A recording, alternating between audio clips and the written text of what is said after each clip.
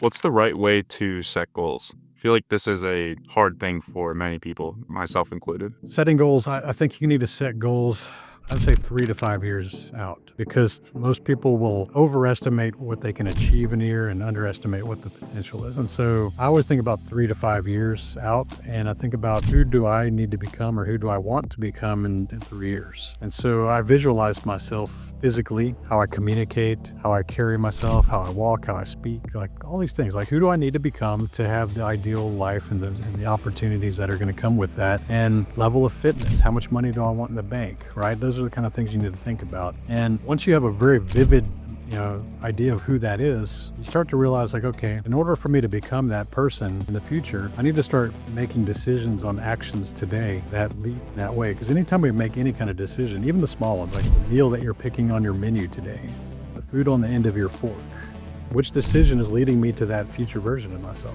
Which is going the opposite direction? We know that pretty quick. And so if you can start to hack and start to think and try to operate the best of your ability of what that future version of you looks like today, it's inevitable that you will become that person. You will grow to become that person because you start to operate and make decisions like that person long before you become one. Like money mindset and stuff like that. When people are talking about millionaire mindset, dude, you do not have to be a millionaire to have a millionaire mindset. In fact, you will have the mindset long before you become the millionaire. Like, you don't just all of a sudden make money and go, hey, I'm a millionaire, and get installed with millionaire mindset. It's like, that's silly to think about, but people do think that way.